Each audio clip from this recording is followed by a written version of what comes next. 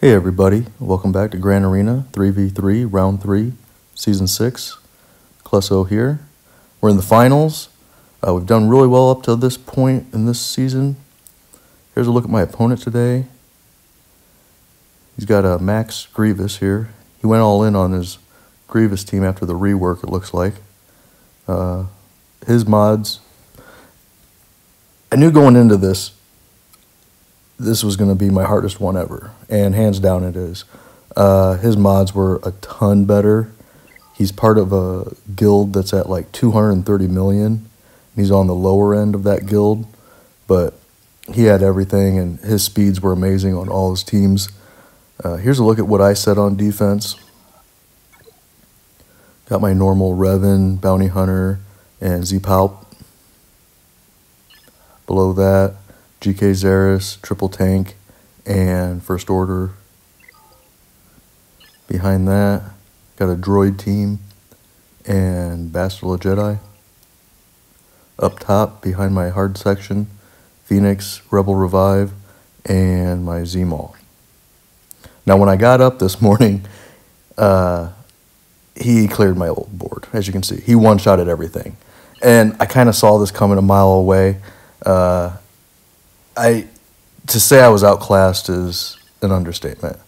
I knew this was coming as soon as I saw when I checked out his roster and everything, but that's fine. The best thing you can do in these situations is learn as much as you can and take away as much as you can take away for the next round.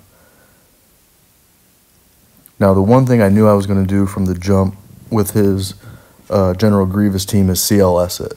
That's definitely a big chink in this armor with General Grievous. Grievous is actually a really good team. It didn't meet up all the expectations that people thought, but it's still a great team, and you got to use a good team to beat it. But CLS especially ruins it because you can attack Grievous from the jump, and then you don't have to. Once B2 got marked, he can still attack Grievous. It goes really fast, and with all the counters, it just goes super fast. And then it's funny. In 3v3, there's almost no room for mistake. I mean, this next match, I did the most boneheaded thing I think I've ever done. I got a Mother Talzin team with Zombie, so I want to use my Traya and Nihilus for sure. But my third, I just throw in Royal Guard, not even thinking about stupid Acolyte's gonna hide right away, and then you got to have AoEs to take her out. And the second I pushed play, I was like, oh crap, I knew I screwed myself. So I take out Talzin with Annihilate coming up here, and then from there I just, you know, I fast forward it for you because you don't need to see that. I auto it at one point because Nihilus is the only one that has an AoE, and it's just not enough to kill Acolyte. I could have used so many different things in that third spot instead of Royal Guard. Anything with an AoE, a decent AoE, or especially Dispel, because then I could have just annihilated Acolyte too. I couldn't believe it. As soon as I hit go, I knew I screwed up. And that makes it especially bad when you know that if you don't one-shot every single team, you don't have a chance at winning, because he one-shotted every single one of mine. This guy was next level. It was awesome. He was really nice too. He was extraordinarily nice. He opened up a chat with me, and we went back and forth a lot. It's nice playing against people. That happened the last round too, where we got to talk back and forth, and you know, he was watching me attack and commenting and helping me out, and he was awesome. I mean, to the point where he even afterwards, I told him how much I appreciated it, and I'd love to know what he used against my defense, and he spelled out exactly who he used. And I learned so much from this, and the best thing is, even though I got my butt kicked, this is going to help me so much more in the future, because I'm definitely going to change my defense now based on what he set, because his defense was brilliant. he didn't use any meta teams on defense, but every single one of his teams was a B to B plus. So I had to use some of my meta teams to beat them, and I didn't leave myself enough in the back to get it done. And I could see that tripping up almost everybody. So next 3v3, I'm definitely going to try setting something very similar to what he did. 'Cause it was awesome. It was really neat. And I would have done a lot better this round too, if not this very one mistake right here. Because after this, when you already know, on your very second battle, you're done because he one-shotted everything. Then this team right here. I would never do what I'm about to do using my resistance, but I wanted to see if it'd work. So there's anything I do from this point forward is just trying stuff to see if it works. Because in theory, I was looking at this and I'm like, well, I'm faster. I get to go first. There's not much tenacity on them. I might be able to do this and they don't get to move. What I didn't count on, and this is a great learning thing, is L3 dispels. So all those, whatchamacallits I'm landing? Oh, exposes. All those exposes I land go away instantly. That is frustrating to say the least. Otherwise, this probably would have worked really well if it wasn't for that very one mechanic. I didn't take that into account, but I'm just trying stuff. So it's not a big deal. I lost in the second battle, like I said. Even if I clear every single thing and one-shot everything else, I got no chance. I had to one-shot everything and then do it super efficiently because he put up such a big score and ran through my team so well. Now, here's another boneheaded move. This team is fine that I use against this bottom Night Sister team because there's no zombie, so this will work. But I'm an idiot, and I targeted Asajj first, and I should have targeted Daka. Because had I killed Daka right away, right there, and she not been able to revive, it would have been over. The turn meter train would have got going, and that's that. But here again, just stupid, boneheaded, trying to go too fast, assuming, it really didn't matter what I did. So I hurry up and backed out of that. You always want to back out of stuff so you don't load turn meter. And then here's another one. I'm just trying this. My Ewoks always kill first order, but there wasn't a first order up here. I figured if this didn't work, I just come back in with my JTR, and it doesn't work. It starts going really well, actually. But you'll see here, as usual, Boba Fett one-shots Log Ray, and it's over. Kind of frustrating, but like I said, I knew before this match started that I didn't have much of a chance, and that's okay. So I back out of that. Then I go to that Kira team.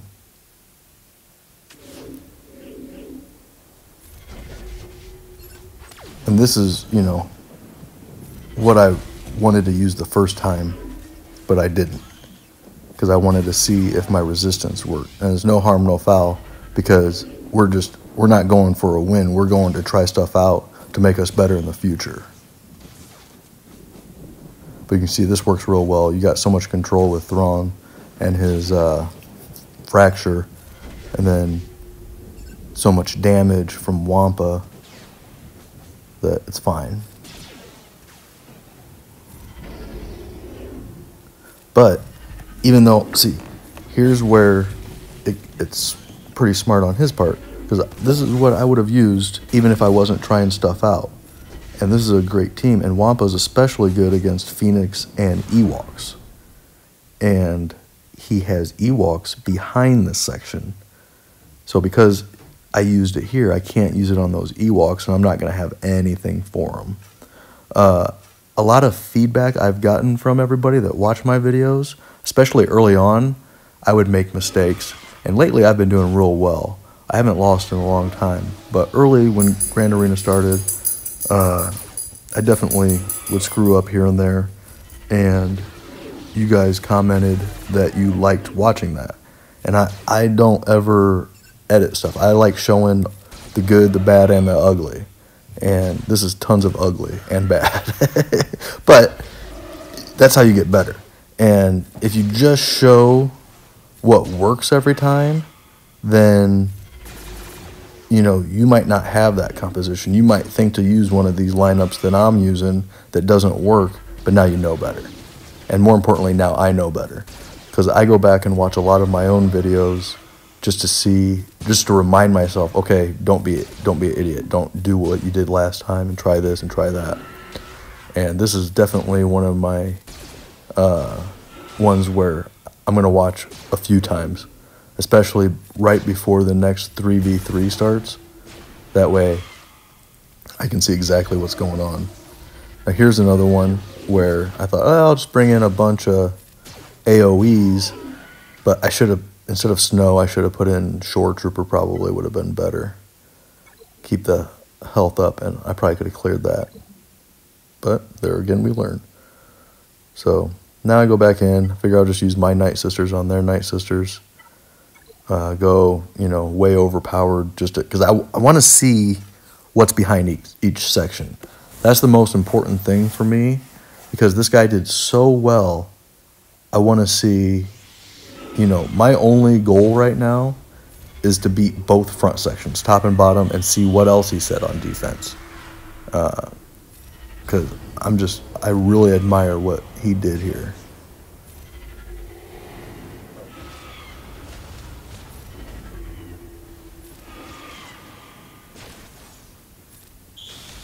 You can see this is really easy at this point. And I'm even burning the 2 best leads all on one team just for the damage and the dispel for Massage, having her on there. So I'm just not taking any chances anymore. I don't care if I don't clear the back sections, but I do want to see what he used, and that'd give me, you know, a good idea what he used on offense. And he ended up telling me afterwards. He was one of the nicest people I've talked to. He told me exactly what he used on every single one of my defenses. It was awesome.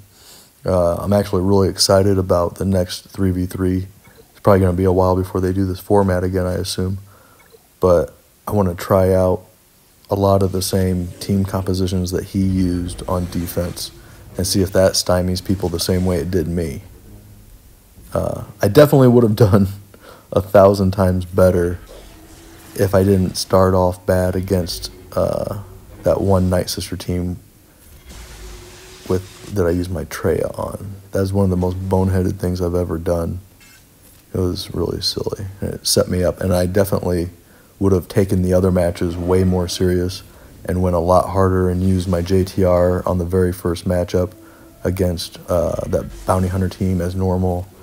And I would have definitely used my GK, Thrawn, Wampa against that Kira team.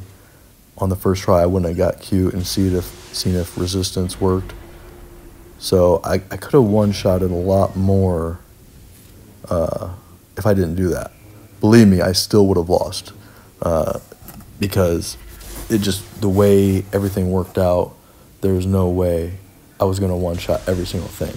I would have definitely I would have cleared the board, but there would have been 2 matches at least. It would have taken me a couple battles. And I go back in here with the team I should have used the first time. And even this got a little dicey for once. I've never seen this before, but still works out great. But got a little dicey. I've never seen that before. That's a testament to how good his mods are.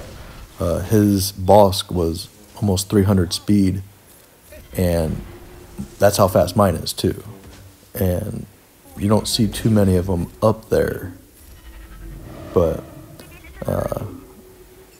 here, since I go over to Boba Fett, right here I should have used a big hit. See, I should have just taken, it wouldn't have got dicey even a little bit if I was a little bit smarter. That dodge there always happens. I should have taken out Boba Fett earlier when I had a chance, and I saved the big hit to put on Bossk. That was kind of dumb.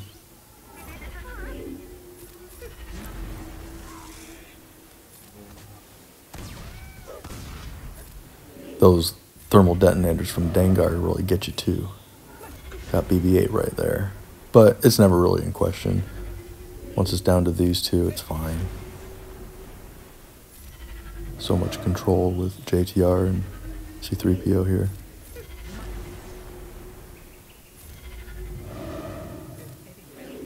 Alright. Now we're going to go back against that Asajj Night Sister team that I screwed up with my Imperial Troopers on. And that would have worked on the first time if I would have just targeted Daka instead of Asajj. I don't know what I was thinking. Again, just total boneheaded move. I deserve to lose the way I played today. But I would have loved to have this team later, especially for their Ewoks, because Wampa and Nest just destroy Ewoks. I mean, just destroy them. So, and if I wouldn't have been messing around with my Ewoks, seeing if I could beat the bounty hunters, just seeing, I would have had them for first order, and that works essentially 100% of the time. I've never lost with my Ewoks against first order, no matter how good they are. And we find out after I clear this bottom section that he put a first order team back there. So that would have been real interesting too, to see if my Ewoks would have went flawless. But I wasted them because I wanted to see if they'd beat the bounty hunters, and I will never do that again. I'll just stick to what I know works and keep my fingers crossed that what I keep is good enough for the back section instead of going in too light. Now this I actually really like. This is one team that, you know, you're not sure. I don't see too many Jango leads in Grand Arena, but my idea here was just to keep stunning Jango and kill the two squishy guys as fast as possible. So there's no taunt. So I'm just going to keep using R2's basic and hope I get stuns on Jango. That's my whole goal here. And I get most of them I get. So I'm pretty happy about that.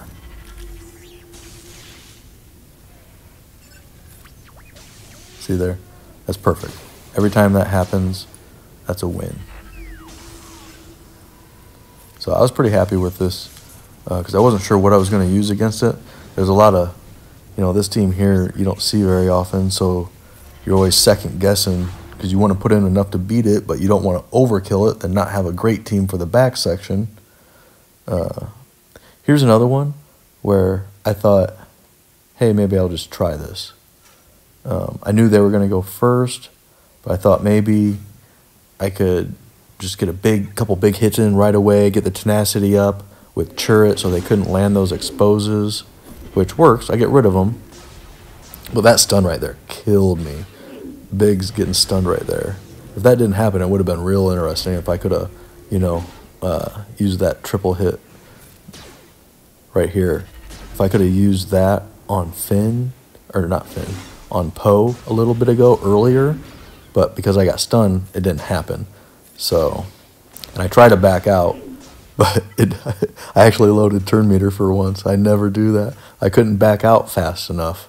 Stupid iPads don't have home buttons anymore, so it doesn't always work. But it's fine. I just come in with this Jedi team, and it's fine. It's real easy. Zeta Finn on defense is not great. But, you know, it's a team to put back there that you got to think about. And here's another one. I don't think this is going to work at all, but I was thinking, you know, maybe I could kill one or two people if I can, you know, kill Executioner, then get a death mark on Kylo Ren Unmasked. Who knows? But they shut down Gar Saxon so fast, you know, and then they stun Shore Trooper, and I never get going. It just never gets going. because he's got good speeds on his first order and everything. I would have loved to use my Ewoks on this because that, like I said, has always worked. But not this round. And this is pretty much where I leave it. I'll let you see. You know, I've still got a bunch more. I could probably take out another team or two. It might take me 5 battles. But I still got my probe droid. I could do some more stuff. I left a few teams, but I'm done. I just wanted to show everybody, show all you guys what worked, what didn't work. Like I said, I knew this was over from the start. And then when I screwed up in that second battle with Traya, the writing was on the wall. So, but we learned a lot. We had fun. This has definitely been one of my favorite seasons just because of having great opponents to chat with during the battles in the second and third round. That really takes Grand Arena to a next level when you're having fun and people are nice. That's one great thing about this whole community is 99% of the people are awesome. They're really nice. You know, you've all been playing at this point where I'm at with my Galactic Power. We've all been playing 3 years or so. So it's fun. And thanks for watching. We'll do it again next time. And I hope you learned something. I know I sure as heck did. Bye.